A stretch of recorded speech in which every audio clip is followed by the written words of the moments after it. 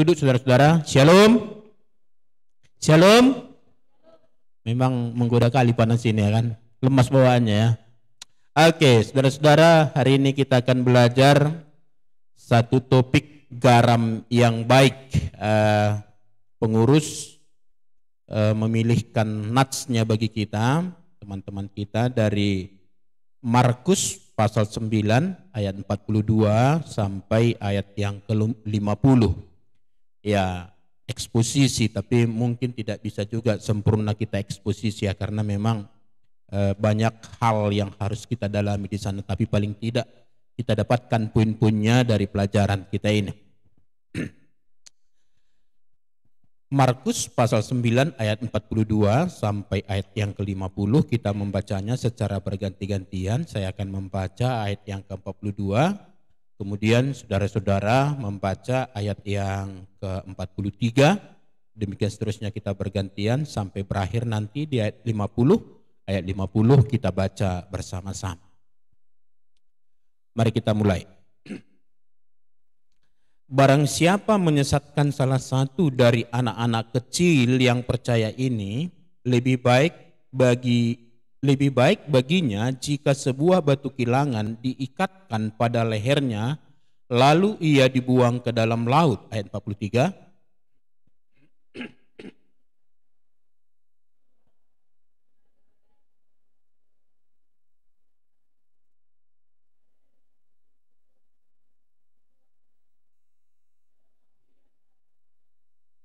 Di tempat itu ulatnya tidak akan mati dan apinya tidak akan padam.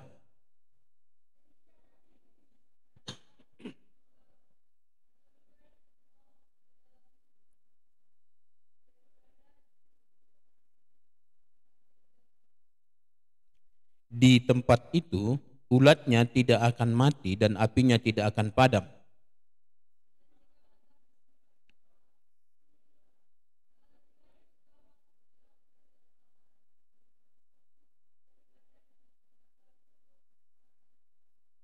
Di mana ulat-ulat bangkai tidak mati dan api tidak padam.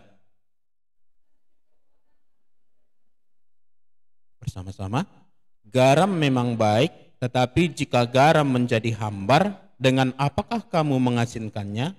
Hendaklah kamu selalu mempunyai garam dalam dirimu dan selalu hidup berdamai yang seorang dengan yang lain. Baik, adik-adik yang dikasih Tuhan, saudara-saudara, garam yang baik. Nah, ini sebenarnya istilah atau predikat yang diberikan oleh Tuhan kepada murid-muridnya. Jadi kalau hari ini kita belajar dengan topik garam yang baik, itu berarti kita sebagai murid Kristus diharapkan juga memerankan peran kita dengan baik. Nah, kita ingat dengan penunjukan Yesus kepada murid-muridnya kalau kita membaca dalam Matius pasal 5 ayat 13, kamulah garam dunia. Jadi itu penunjukan yang diberikan Yesus kepada murid-muridnya, dan pada konteks sebenarnya pasal 9 ini kita lihat pembicaraan atau pengajaran-pengajaran yang diberikan oleh Yesus itu memang secara khusus diberikan kepada murid-murid.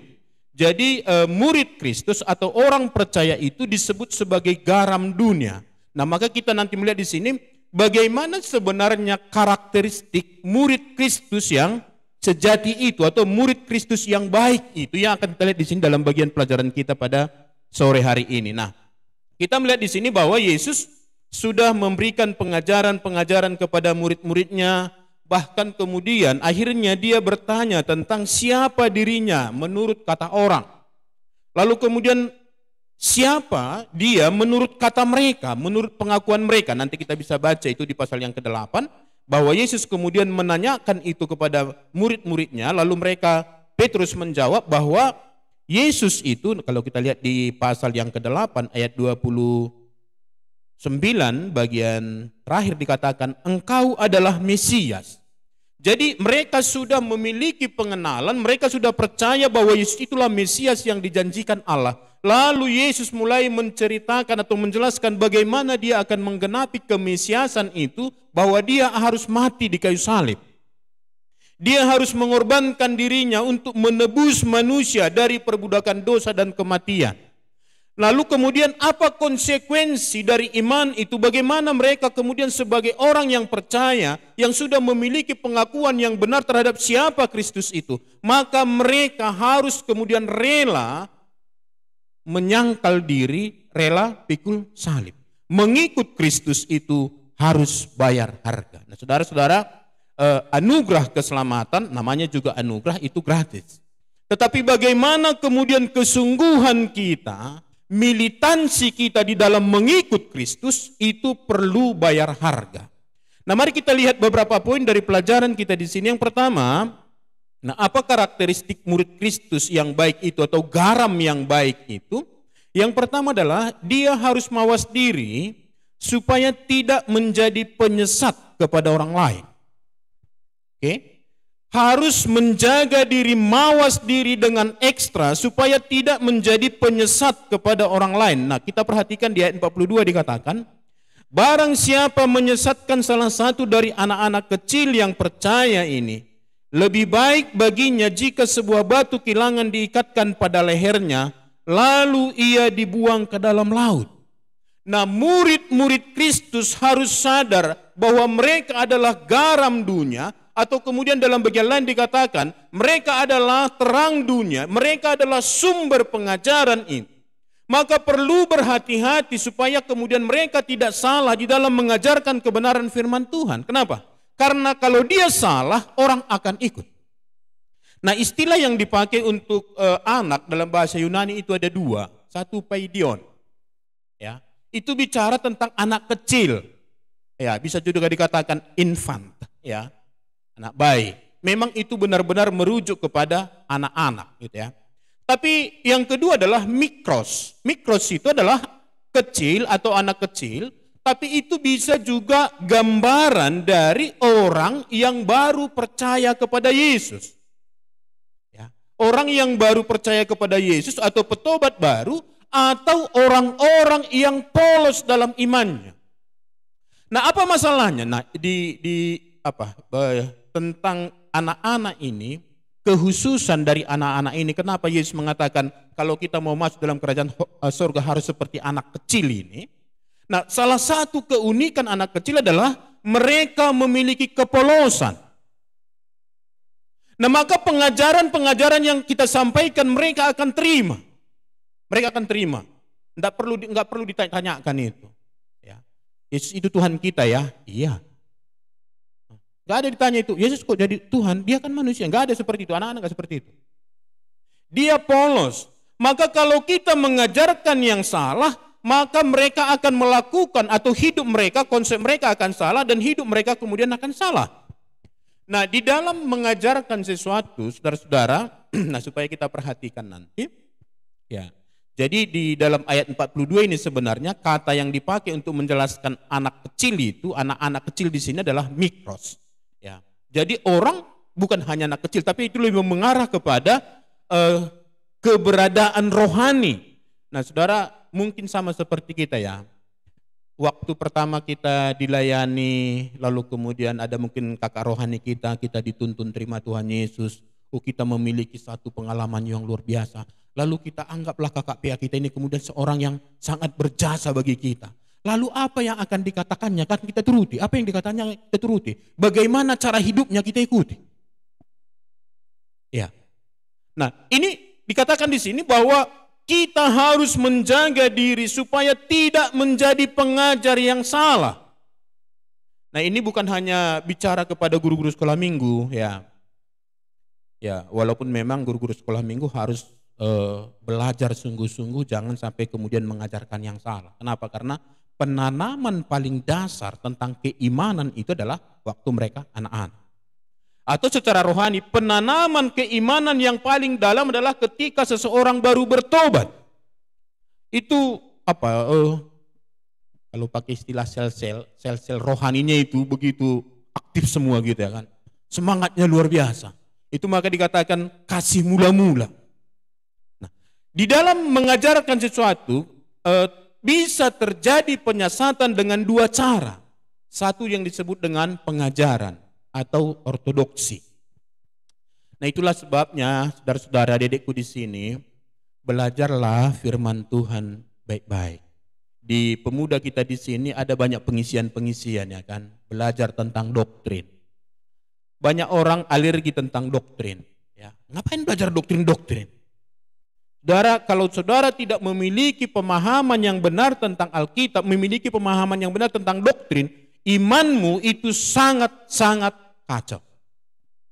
Doktrin itu pondasi untuk melangkah.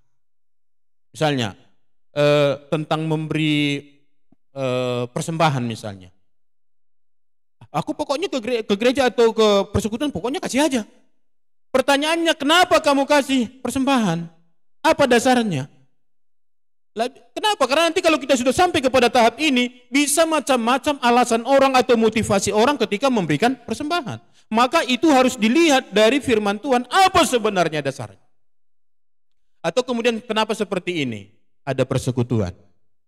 Kenapa enggak hanya di gereja saya saja? Kan di gereja kan ada hari Minggu ya kan?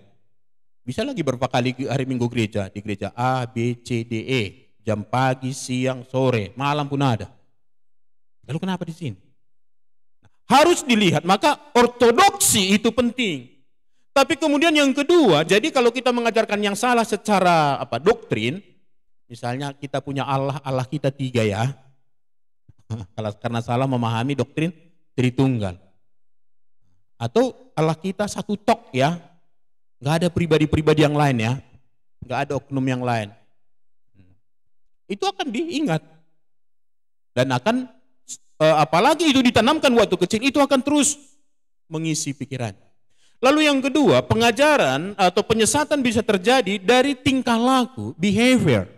Nah, ortodoksi tadi harus diikuti dengan ortopraksi.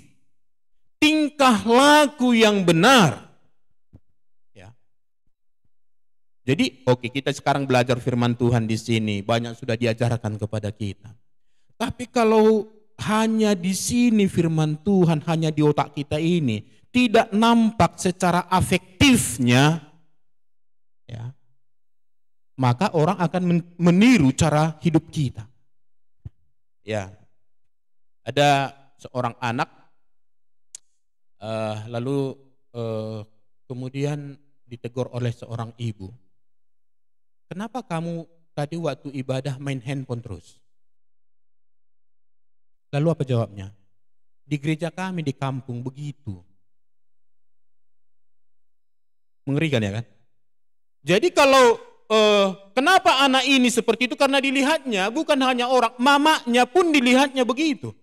Waktu khotbah dia buka-buka Facebook, tetap aktif di medsosnya, bukan dengar firman Tuhan, bukan.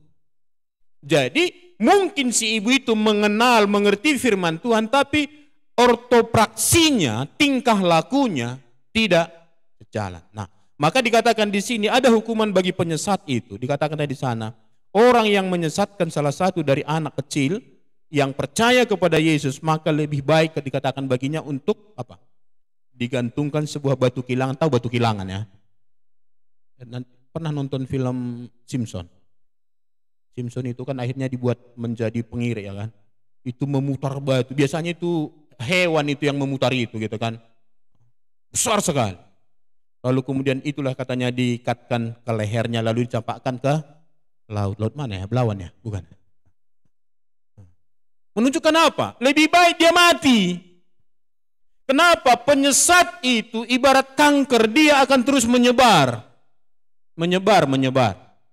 Nah, maka ini juga perlu kita perhatikan dalam komunitas kita, saudara-saudara, ya. Nah, ada orang mungkin pengajarannya atau pemahamannya salah, itu perlu ditolong. Nah, di gereja kalau ada seperti itu misalnya, salah doktrinnya, itu ditegur.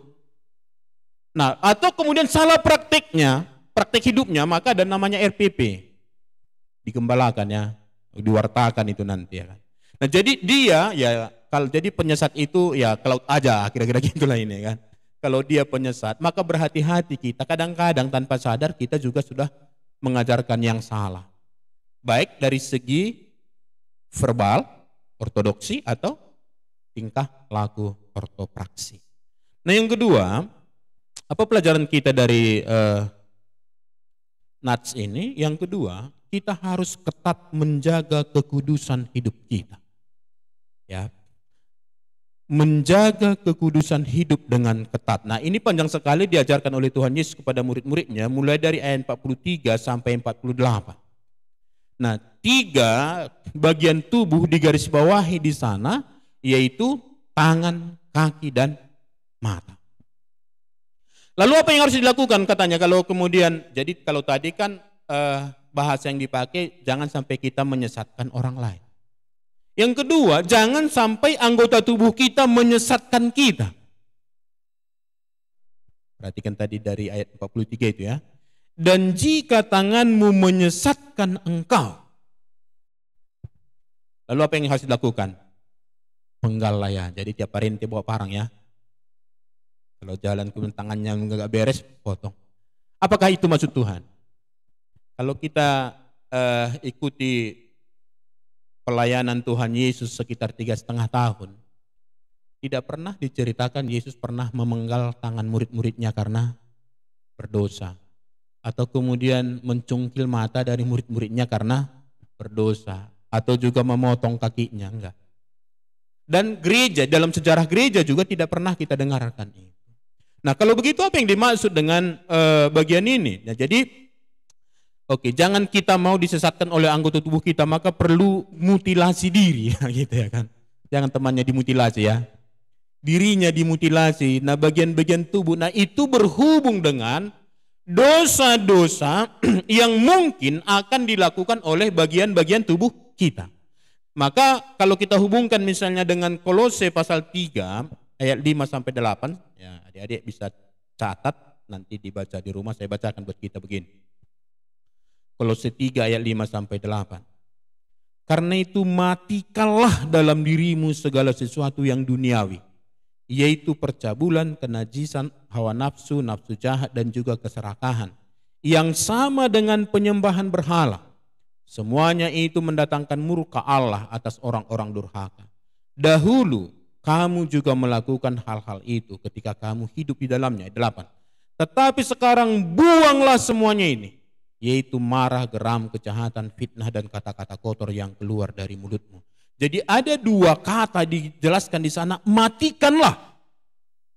Ya. Ini perjuangan kita sebenarnya bagaimana kita menyangkali diri kita dengan kemungkinan kita jatuh ke dalam dosa. Bagian tubuh mana dari diri kita yang sering membawa kita jatuh ke dalam dosa? Apakah mata? Adik-adikku laki-laki kalau lihat cewek, apa yang dalam pikiranmu? Wah, puji Tuhan, cantik kali adikku ini. Gitu ya? Atau yang lain? Ya kan?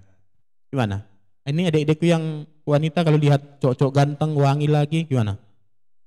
Wih, gitu ya? Puji Tuhan, temanku ada yang ganteng-ganteng, gitu ya kan? Rohani kali kelihatannya. Dan memang seharusnya begitu, tapi faktanya seringkali tidak seperti itu. Itu maka Yesus pernah mengatakan, kalau kamu melihat seorang wanita lalu kamu menginginkannya, kamu sudah berzina. Perzinahannya di mana? Dalam hati.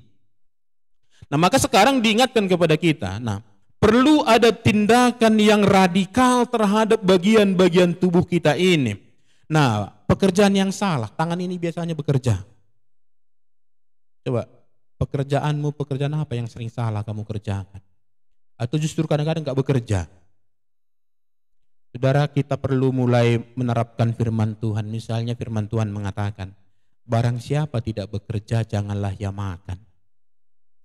Nah, tentu adik-adikku di sini banyak yang belum bekerja dalam pengertian belum menghasilkan uang. Tapi pekerjaan apa yang bisa kamu kerjakan di rumah sebelum kamu makan? Ya kan? Bangun tidur entah nyapu kayak gitu kan? Nyapu dulu baru makan. Kenapa? Kok buru-buru kali nyapunya? Aku mau menggenapi firman Tuhan. Firman Tuhan bilang, barang siapa tidak bekerja janganlah ya makan. Ada ayatnya kan? Ada ayatnya loh. Nah, ini sederhana. Nah, tapi memang nanti kalau sudah pada momennya memang harus bekerja. Itu makanya orang Kristen itu, saudara, tidak boleh menjadi orang yang pasif. Banyak pekerjaan yang perlu dikerjakan di rumah ya kan, banyak sekali. ya kan, nyapu, berisi halaman, nyuci piring, nyuci macam-macam nyuci ya. Ya, bisa ngerti maksud saya? Kadang-kadang kita ini terlalu enak karena misalnya ada orang lain yang bekerja di rumah kita, tanda kutip barangkali ada asisten rumah tangga. Lah, kamu harus tunjukkan imanmu. Memang asisten rumah tangga itu nanti bilang, gak usah mbak, gak usah aku aja. Gak usah bang, aku aja. Bukan, kamu sekarang mau mempraktekkan imanmu. Ya, oke. Jadi pekerjaan, jika tanganmu menyesatkan engkau, penggallah, itu kata Tuhan Yesus dalam 43 itu. Karena lebih baik engkau masuk ke dalam hidup dan dengan tangan kudung daripada dengan utuh kedua tanganmu dibuang ke dalam neraka, ke dalam api yang tak terpadamkan. Nah, adikku yang dikasihi Tuhan, nah ini tentu kita tidak sedang meragukan konsep keselamatan, ya kan? Keselamatan itu anugerah, ya kan? Nah, jangan sampai nanti seolah-olah, oh kalau begitu nggak ada jaminan keselamatan. Ini seolah-olah mau mengatakan ada seperti itu ya. Ini mengatakan betapa beratnya hukuman bagi orang yang tidak mendisiplin diri dengan baik hidup dalam kekudusan. Atau langkah-langkah yang salah, arah hidup yang salah. Kemana? Kalau malam-malam kemana? Waktu jam kuliah kemana? Benarkah kamu kuliah? Jam kerja benarkah bekerja? Jam tidur benarkah tidur? Gitu loh. Banyak yang kayak melong mel-mel kata orang Batak ya. Maka sekarang mari evaluasi arah hidup yang salah, langkah-langkah yang salah, kaki yang melangkah kepada jalan yang salah. Maka dikatakan penggallah, potong, matikan. Itu tadi katakan dalam Kolose itu ya kan. Mutilasi. Maka perlu perjuangan diri adik-adikku yang dikasihi Tuhan. Ada setiap kita ada dosa yang sangat sulit kita hilangkan. Bahkan itu barangkali sudah menjadi satu pola dosa dalam diri kita. Nah, itu perlu diberikan perhatian khusus bila penting berpuasa untuk itu supaya bisa selesai. Coba adikku yang dikasihi Tuhan di sini, setiap minggu satu dosa kita telah bereskan gitu kan. Dosa malas selesai dalam satu minggu puasa kita kan. Berarti udah rajin ya kan. Minggu depan selesailah dengan dosa sombong misalnya kan. Ingat ya, dosa ini akan ada yang pemuncak. Misalnya tadinya kita pemalas, pemuncaknya di sini aja kita terus jatuh dalam dosa. Setiap kali jam 2 pengakuan dosa selalu di sini masalah kita. Lalu setelah selesai ini nanti mungkin ada dosa yang lain naik. Nomor 2 ini naik jadi nomor 1. Entah sombong ini lah kan. Ini pun tetap seperti itu. Perjuangkan supaya ini kemudian selesai. Setelah ini selesai nanti ada yang lain lagi. Naik.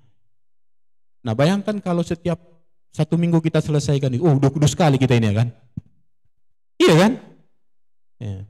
Masalahnya kadang bertahun-tahun gak selesai. Bahkan sampai hari ini sudah 20 tahun gitu ya kan. Ada dosa yang belum terselesaikan dengan baik.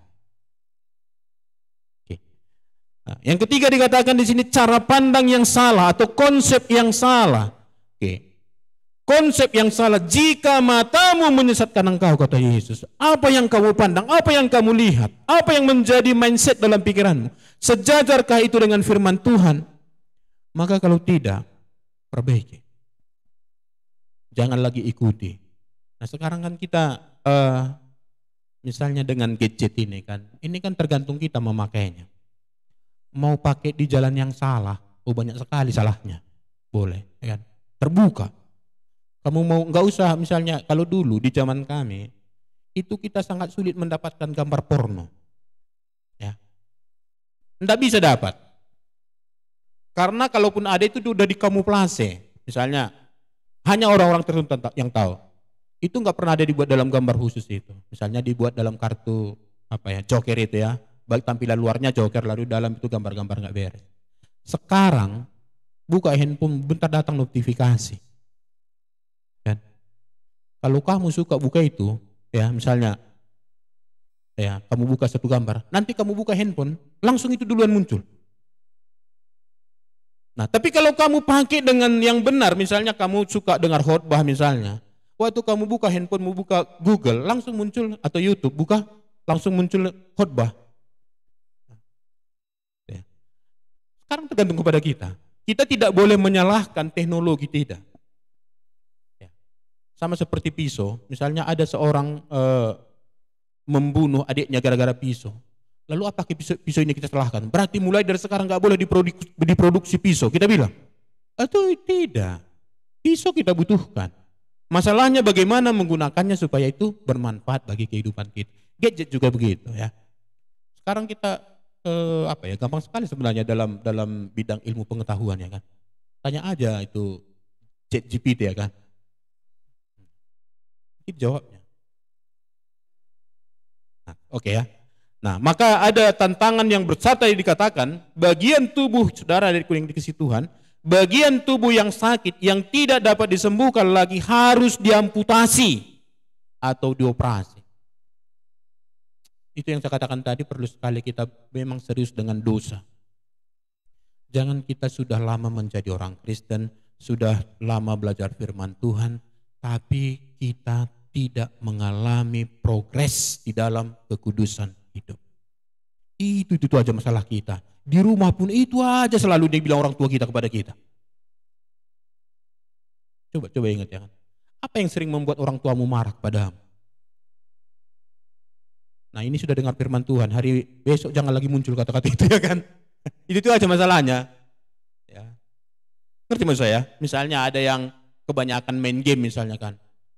Itu terus masalah nanti. Oke. Jadi sekali lagi ada yang dikasih Tuhan, ada konsekuensi yang besar sekali dikatakan di sana ya. Akan dibuang di neraka, ke neraka, dicampakkan ke neraka. Ya.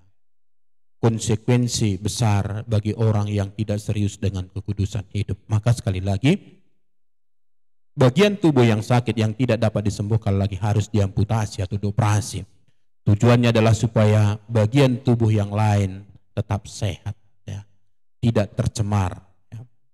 Yang ketiga, pelajaran yang perlu kita lihat dari teks ini, ya, garam yang baik itu atau murid Kristus yang sejati itu, dia mempersembahkan tubuhnya sebagai korban yang hidup kepada Allah, sekalipun di tengah-tengah kondisi yang sangat sulit. Ayat 49, karena setiap orang akan digarami dengan api. Nah ini salah satu ayat yang agak sulit. Ya, apa maksudnya digarami dengan api?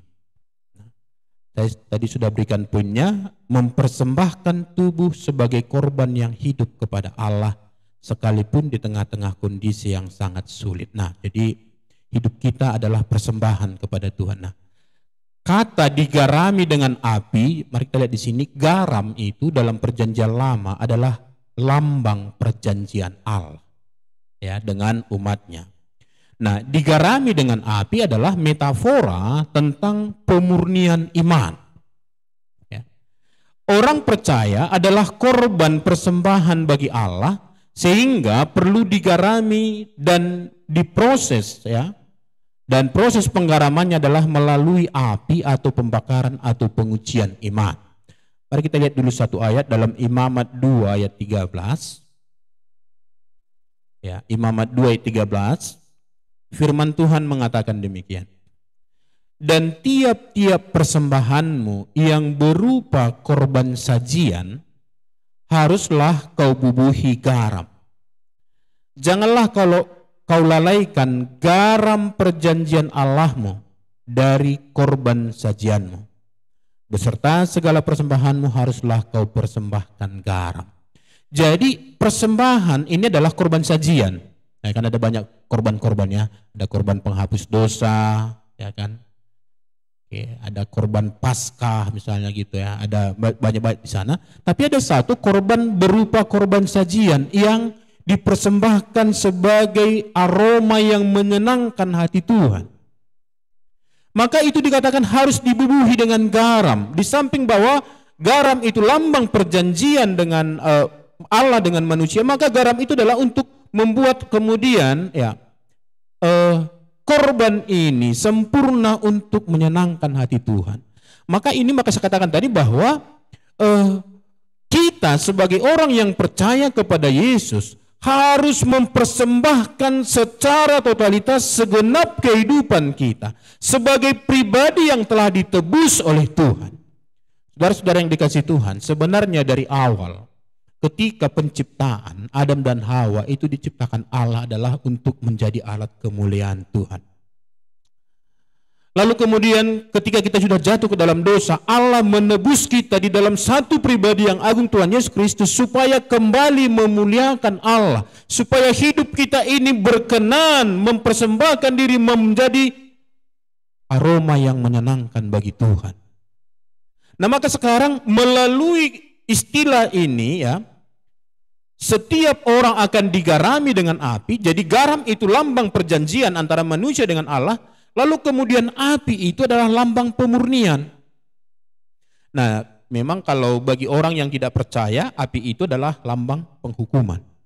Tetapi bagi anak-anak Tuhan, bagi murid-murid Kristus, api di sini adalah lambang pemurnian. Itu maka dalam 1 Petrus 4 ayat 12 dikatakan, saudara-saudara yang kekasih, janganlah kamu heran akan nyala api siksaan yang datang kepadamu sebagai ujian, seolah-olah ada sesuatu yang luar biasa terjadi atas kamu.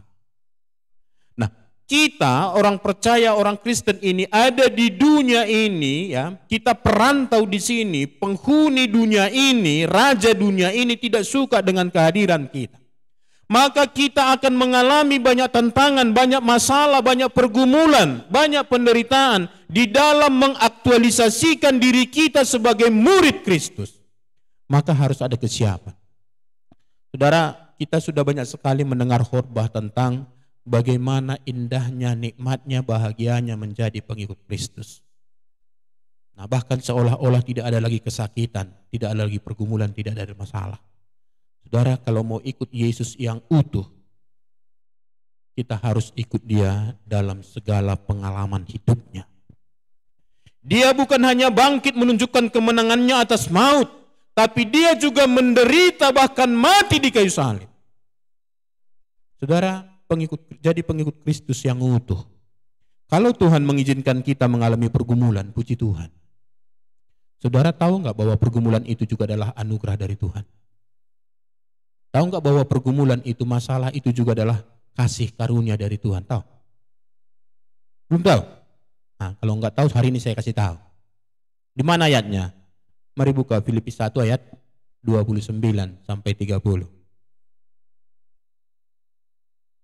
Jadi jangan nanti kalau ada pergumulan langsung marah-marah, mencap-mencap, menyalahkan Tuhan ya. Filipi 1 ayat 29 dan 30. Bisa salah seorang membaca buat kita?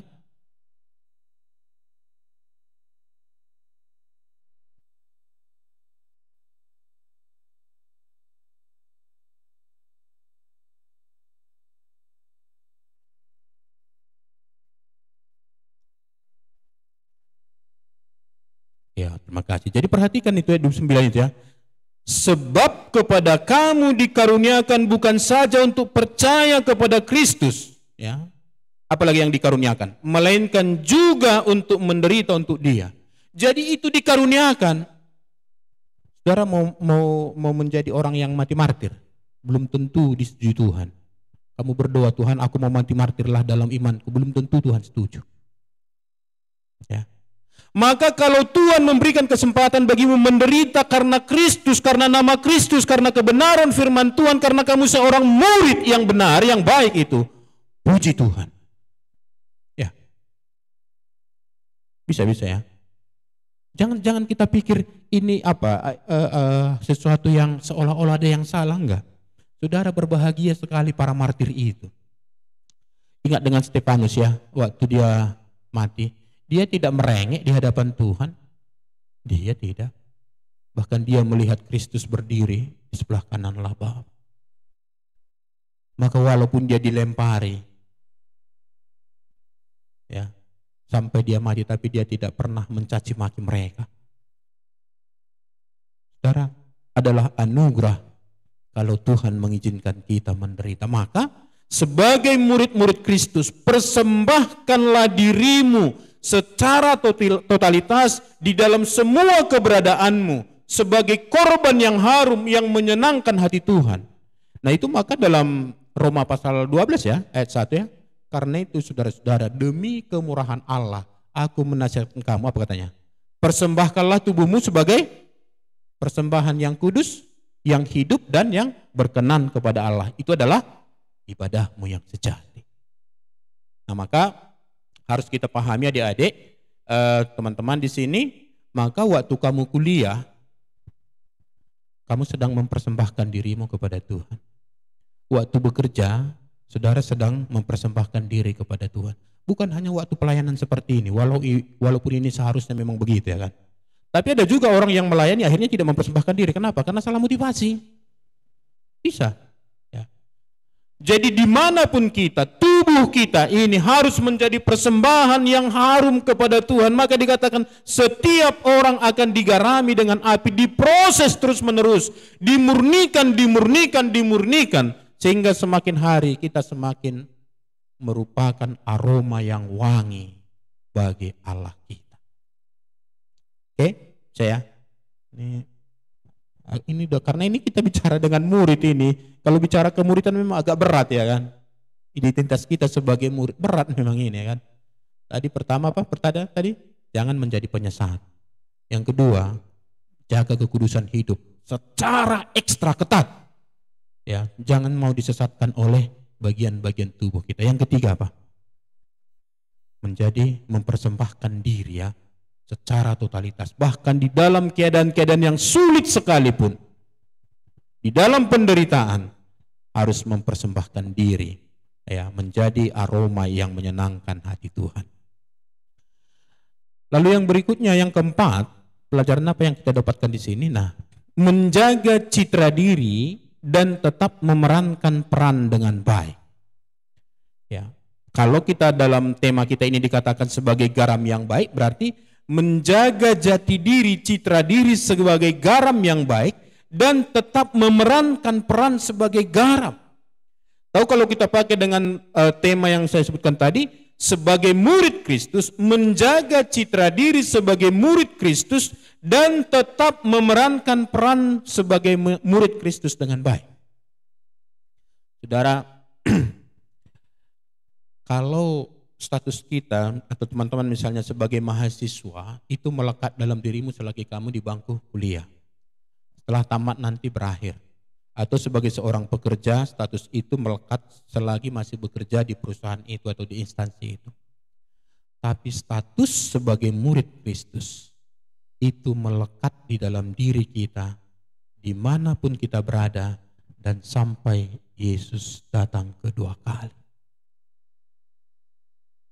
Ya, berarti di mana kita berada tetap ingat aku ini murid Kristus.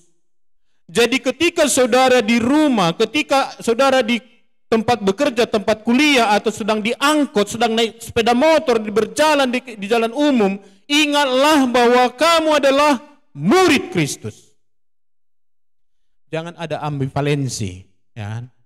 Lalu kita bilang ini urusan dunia, ini urusan rohani. Kita sekarang identitas diri kita melekat sebagai murid Kristus. Maka kalau berpacaran pun, ada nggak gaya berpacaran murid Kristus ya? Ada. Kalau murid Kristus berpacaran gimana? Boleh nggak murid Kristus berpacaran? Enggak. Boleh ya. Nah, lalu gimana gaya pacarannya murid Kristus? Apa kita nanti di bawah pohon rindang gitu kan? Lalu gelap-gelap? Lah enggak lah kan? Boleh juga nanti pacaran ya bawa Alkitab ya kan? Lalu pergi ke kafe, ambil tempat di sudut, pesan makanan, lalu diskusi firman Tuhan, gitu ya kan? Jadi gimana dek? Gitu kan? Gimana bang? Ya, sih dong. Dan kita kadang-kadang bilang status kita murid Kristus, tapi gaya kita tidak seluruhnya menunjukkan kita murid Kristus. Misalnya dalam hal kuliah, adik-adik benar gak waktu kuliah itu kamu memang waktu ujian kamu benar-benar ujian? Bukan sedang belajar waktu ujian. Ya, ada orang banyak seperti itu ya. Waktu ujian baru belajar. Buka catatan, ngopek gitu ya kan. Nah, kita ini harus praktekkan cara ini ya kan. Nah, di dalam Matius 5 ayat 13 seperti saya katakan tadi, Yesus mengatakan kamu adalah garam dunia. Jadi ditunjuk langsung kepada murid-murid itu. Kamu orang yang percaya kepada aku, kira-kira gitu kata Yesus. Kamu adalah garam dunia. Nah, kita sekarang adalah garam dunia. Nah, garam adalah zat yang mengubah. Ada apa rumus kimia garam? Ca, Cl ya kan? CaCl ya kan? Na, natrium klorida ya kan? Jadi mama itu ya kan? Natrium ya. Nai gitu ya. Natrium klorida. Oke. Nah, sekarang kita dikatakan garam dunia. Garam adalah zat yang mengubah. Saudara, bukan yang dirubah. Itu sebenarnya. Maka nanti kalau ada garam sudah berubah, enggak lagi ada rasa asinnya, menjadi masalah kemudian, ya kan? Jadi garam itu adalah yang mempengaruhi, bukan yang dipengaruhi. Dia konsisten dengan dirinya. Tetapi garam kemudian baru nikmat, ya, kalau kemudian dia berbaur. Jadi bolehlah ada persekutuan seperti ini ya kan, kita saling meneguhkan, saling menguatkan, saling mendoakan. Tapi supaya kita bisa dinikmati, kita harus berbaur dengan orang lain.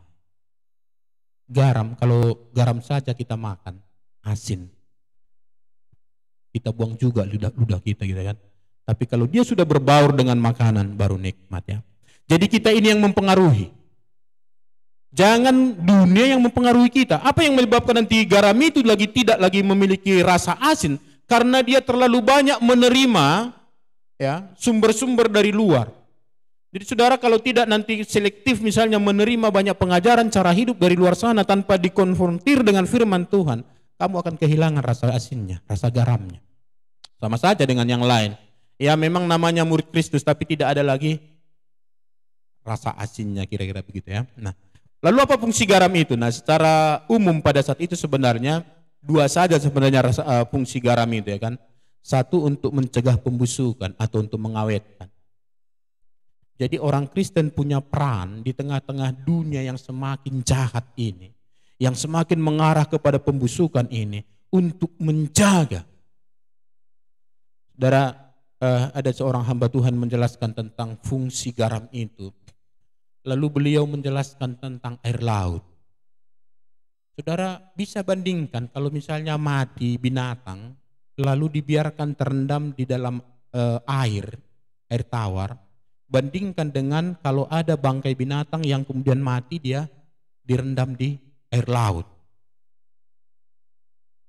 Lalu beliau menjelaskan bahwa kalau ini tadinya air tawar, ini akan banyak kuman dari sini muncul. Airnya berbau gitu kan. Tapi saudara coba pergi ke laut, itu ribuan bahkan jutaan barangkali bangkai di situ. Bahkan bangkai manusia, tapi laut itu tidak ada aroma. Bahkan tidak ada kuman yang muncul dari situ. Hebat sekali saudara. Barangkali itu maka Tuhan buat hampir 2/3 ya luas laut dibanding dengan daratan ini. Untuk menetralisir kebusukan dunia ini.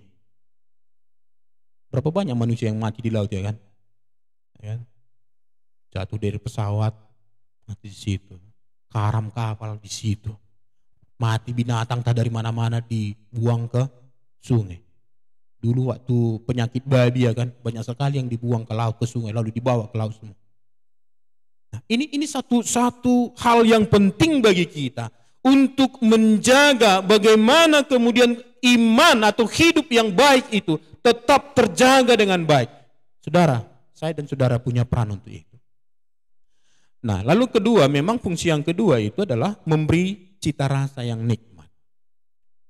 Ya, sama seperti waktu tadi misalnya dengan persembahan itu, korban sajian itu, salah satu juga selain daripada itu perjanjian, tapi untuk memberikan cita rasa yang nikmat. Nah sekarang kita juga dipanggil untuk itu, memberikan cita rasa yang indah. Bagaimana sebenarnya nikmatnya mempertuhankan Tuhan Yesus? Tunjukkanlah dari cara hidupmu. Ya kan? Jadi kalau selalu mutung mukanya gitu, jumpa sama kawannya selalu berkerut kuningnya, nah siapa yang tertarik dengan kekristenan kalau begitu gaya hidup kita? Ya kan? Orang akan tertarik ya dengan hidup kita yang penuh dengan sukacita. Itu bukan dibuat-buat loh. Ya. Ada sukacita. Sekalipun kita sebenarnya mereka tahu kita sedang bergumul, sedang ada permasalahan berat. Tapi mereka lihat ini kok kawan ini kok udah pergumulannya berat, kok wajahnya kok tetap seperti sukacita ya. Lalu ditanya, apa rahasianya katanya kan? Oh itu sudah pintu terbuka bagi kita untuk menginjil ya kan. rahasianya Tuhan Yesus. Oh, kok bisa? Lalu nanti, udah gampang sekali itu diinjili. Nah lalu kemudian di kemudian hari ditemukan bahwa rupanya garam juga bisa menjadi obat. Benar ya? Kalau luka-luka kecil itu bisa, atau gatal-gatal itu bisa diobati pakai garam. Nah maka kita bisa menjadi obat bagi orang yang sakit secara rohani. Menjadi tempat curhat orang, ya kan? Jadi adik-adik mulai belajar jangan terlalu banyak bicara. Belajar menjadi pendengar, ya kan? Kalau ada teman kita nanti mau curhat, jangan pula kita yang curhat. Nah, kita dengar. Lalu kemudian kita simak, lalu kita pikirkan apa solusi sambil berdoa kepada Tuhan. Tuhan, apa yang mau saya sampaikan untuk menjadi jawaban bagi teman saya. Nah, sebagai garam sekali lagi kita harus aktif berpenetrasi masuk dalam dunia ini, kehidupan orang lain sesuai dengan profesi atau bidang kita masing-masing. Jadi kalau kamu sebagai pemuda atau mahasiswa, bergaullah dengan pemuda mahasiswa, garami mereka. Garam ya. Sebenarnya ini indahnya hidup kita, saudara. Yang misalnya sebagai pekerja, kalau saudara mahasiswa sulit untuk menginjili pekerja. Kenapa? Karena itu bukan komunitas saudara. Tapi kalau saudara pekerja, kamu injili, ya akan teman satu kantormu itu, yang saban hari kamu jumpa. Ini teman kuliahmu yang selalu sama-sama kuliah. Ada kesempatan untuk menyampaikan Injil, ya. Kalau ada misalnya ibu-ibu, ya kan, perpajak pagi misalnya kan, saya kan sulit menginjili ibu-ibu yang di pajak pagi itu kan. Kalau saya datang di situ nanti kan bisa dianggap mengganggu, ya kan. Segan dia, iya mang, nah, beli apa nang, katanya kan, iya nah, sebentar ya mang. Jadi mengganggu saya kan. Tapi coba kalau yang di sampingnya itu juga seorang anak Tuhan, sama-sama orang jualan kan. Wah, waktu datang pelanggan, oke, jual. Tapi waktu longgar, itulah hedaan gitu ya kan. Mulai cerita bagaimana kebaikan Tuhan. Nah maka kita dipanggil di sini dalam semua profesi kita ini, keberadaan kita menjadi garam, jadi berpenetrasi. Garam itu berpenetrasi, saudara. Ya. Lalu konsekuensi bagi pengikut Kristus yang tidak atau yang gagal memerankan perannya di dalam di dunia ini sebagai garam, ya. Di dalam Matius 5 ayat 13b dikatakan ia akan dibuang dan diinjak orang karena tidak ada lagi gunanya, ya.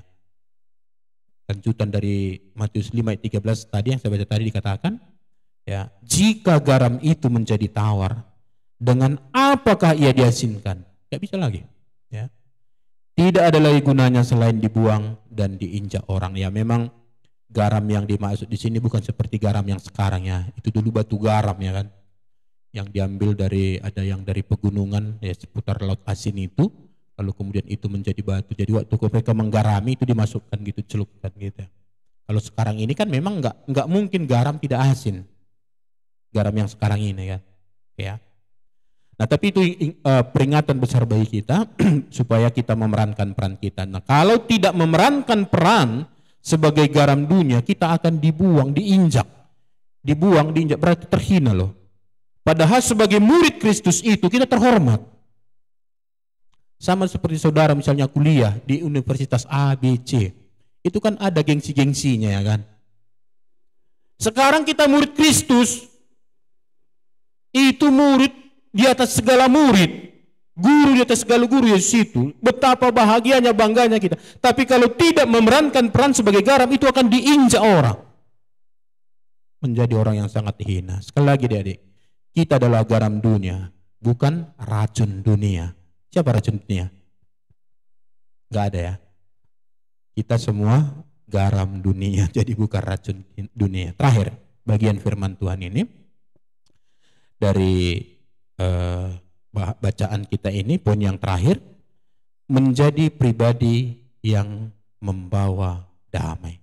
Murid Kristus itu, garam yang baik itu, dia selalu membawa damai. Ayat 50 bagian terakhir dikatakan, ya, saya baca, hendaklah kamu selalu mempunyai garam dalam dirimu dan selalu hidup berdamai yang seorang dengan yang lain. Berdamai. Jadi adik-adikku yang dikasihi Tuhan, ya, Di dalam Roma 12 ayat 18 dikatakan, sedapat-dapatnya kalau hal itu bergantung padamu, hiduplah dalam perdamaian dengan semua orang. Nah, orang Kristen tidak boleh menjadi penyebab permusuhan. Oke. Kita sebagai murid Kristus tidak boleh menjadi penyebab permusuhan. Sebenarnya orang Kristen itu tidak boleh ada musuh. Dalam artian bukan kita yang memusuhi.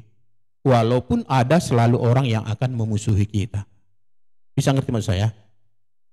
Yesus itu tidak pernah memusuhi siapapun.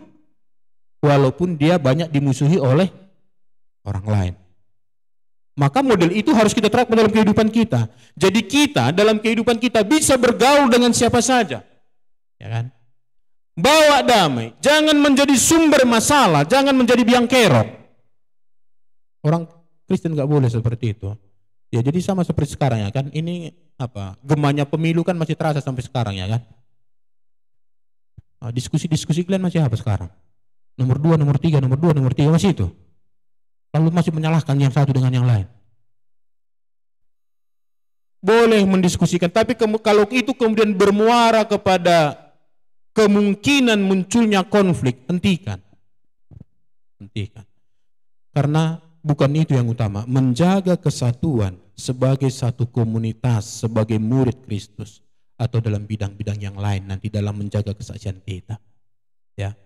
Jadi murid Kristus yang sejati harus menjadi inisiator terciptanya perdamaian. Ya. Sekali lagi, sedapat-dapatnya kalau hal itu bergantung padamu, hiduplah dalam perdamaian dengan semua orang. Ya. Jadi saudara-saudara, biarlah firman ini menolong kita sebagai garam yang baik, murid Kristus yang sejati. Ya, dengan beberapa poin penting dari di sana, mari kita praktekkan dalam kehidupan kita supaya Kristus sang guru kita itu senang melihat kita. Kristus yang adalah Tuhan kita itu bangga dengan kita. Tuhan memberkati, amin. Kita berdoa. Kami bersyukur kepada-Mu ya Tuhan kami yang baik pada sore ini di dalam kasih dan kemurahan-Mu kepada kami anak-anak-Mu. Engkau memberikan pengajaran yang begitu berharga bagi kami. Bahkan kami sebagai murid-murid Kristus kembali diingatkan supaya kami sungguh-sungguh mawas diri supaya kami tidak menjadi sumber dari penyesatan kepada banyak orang. Itulah sebabnya kami harus banyak belajar dari kebenaran firman-Mu supaya kami tidak salah dan kemudian kami boleh juga mempraktekkan dalam kehidupan kami. Ajar juga kami Tuhan supaya kami berjuang menjaga kekudusan hidup kami. Tidak ada bagian-bagian tubuh kami yang membawa kami kepada dosa yang akhirnya menimbulkan penghukuman yang berat dari Tuhan terhadap kami. Bahkan jadikanlah kami menjadi pribadi-pribadi yang selalu mempersembahkan diri kepada Tuhan sebagai dupa yang menyenangkan hati Tuhan. Karena untuk itulah Engkau telah menyelamatkan kami. Kami boleh mempersembahkan tubuh kami sebagai persembahan yang hidup, yang kudus dan yang menyenangkan hati Tuhan setiap saat dimanapun kami berada. Bahkan ketika kami pun harus diproses melalui ujian-ujian yang berat, kami tidak melalaikan tugas dan panggilan ini. Bahkan biarlah kami juga ya Tuhan boleh hidup memerankan peran kami tanpa pernah kehilangan jati diri sebagai garam dunia.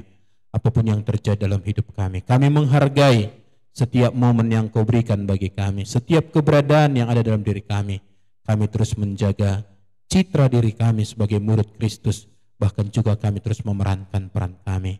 Bahkan jadikanlah kami menjadi pendamai ya Tuhan. Kami boleh berdamai dengan semua saudara kami, mungkin juga anggota keluarga kami, atau teman-teman kami satu persekutuan, teman kuliah, atau teman satu gereja, teman sepergaulan kami. Biarlah Engkau menolong kami, supaya diri-Mu boleh nyata dalam diri kami. Kami benar-benar sebagai anak Tuhan. Karena Engkau berkata, berbahagialah orang yang membawa damai, karena mereka akan disebut anak-anak Allah. Terima kasih Tuhan untuk kebenaran firman-Mu, kami bersyukur. Dalam nama Tuhan kami, Tuhan Yesus, kami berdoa. Amin.